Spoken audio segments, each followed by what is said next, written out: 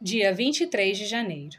Fé para conquistar. Todo lugar onde vocês puserem os pés será de vocês. O seu território se estenderá do deserto do Líbano e do rio Eufrates ao mar ocidental. Deuteronômio capítulo 11, versículo 24. Você sabia que na Bíblia a palavra pés não remete somente a uma parte do corpo, mas é sinônimo de lugar de conquistas? Para conquistar, você precisa avançar, pôr os pés adiante e reconhecer que não é pela sua força, mas pela autoridade de Jesus. Lembro-me de muitos anos atrás, quando a Reviver, igreja que eu pastoreio, estava em seu início, instalada em um prédio alugado. O Espírito Santo me impulsionou a atravessar a rua e orar no terreno baldio em frente à igreja. 4 dias depois, uma pessoa me procurou. Era o dono do terreno.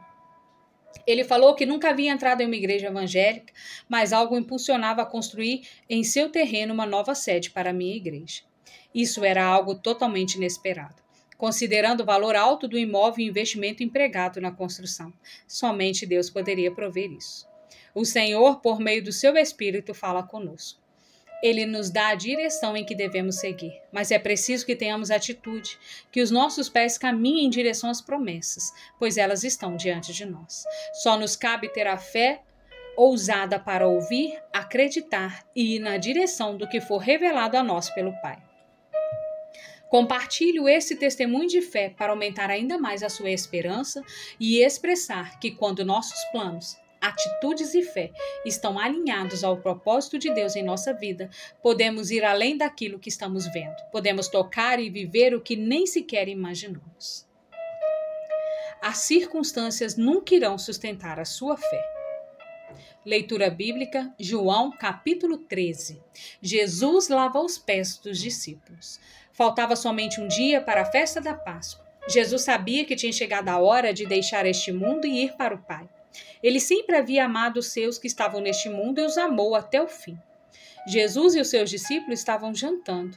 O diabo já havia posto na cabeça de Judas, filho de Simão Iscariotes, a ideia de trair Jesus. Jesus sabia que o Pai lhe tinha dado todo o poder e sabia também que tinha vindo de Deus e ia para Deus. Então se levantou, tirou a sua capa, pegou uma toalha e amarrou na cintura. Em seguida, pôs água numa bacia e começou a lavar os pés dos discípulos e a enxugá-los com a toalha. Quando chegou perto de Simão Pedro, este lhe perguntou: Vai lavar os meus pés, Senhor? Jesus respondeu: Agora você não entende o que estou fazendo, porém mais tarde vai entender.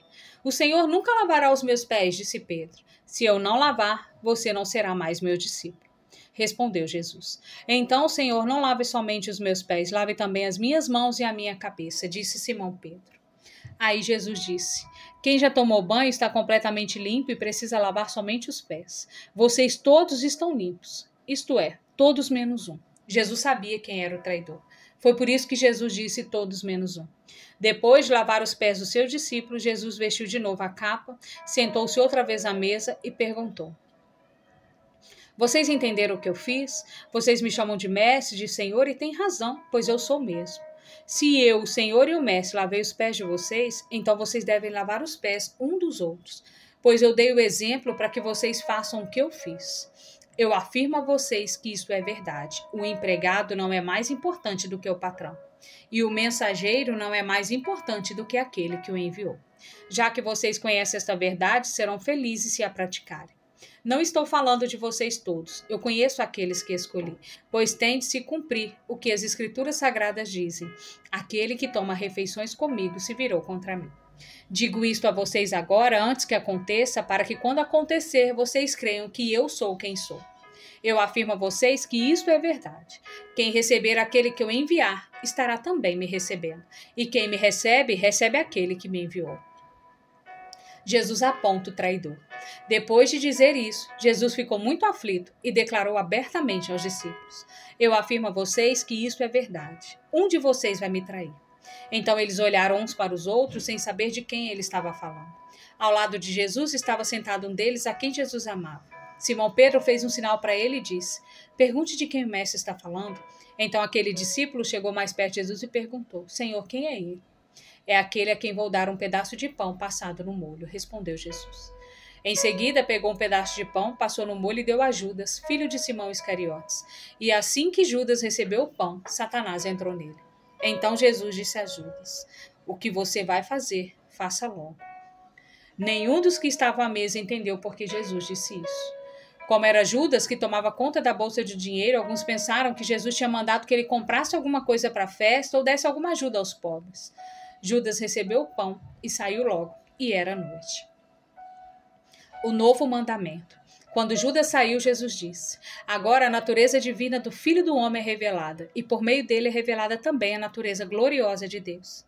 E se por meio dele a natureza gloriosa de Deus for revelada, então Deus revelará em si mesmo a natureza divina do Filho do Homem. E Deus fará isso agora mesmo. Meus filhos, não vou ficar com vocês por muito tempo. Vocês vão me procurar, mas eu digo agora o que já disse aos líderes judeus: vocês não podem ir para onde eu vou. E eu lhes dou esse novo mandamento: amem uns aos outros. Assim como eu os amei, amem também uns aos outros. Se tiverem amor uns pelos outros, todos saberão que vocês são meus discípulos. Pedro é avisado. Simão Pedro perguntou a Jesus: Senhor, para onde é que o Senhor vai? Jesus respondeu: você não pode ir agora para onde eu vou. Um dia você poderá me seguir.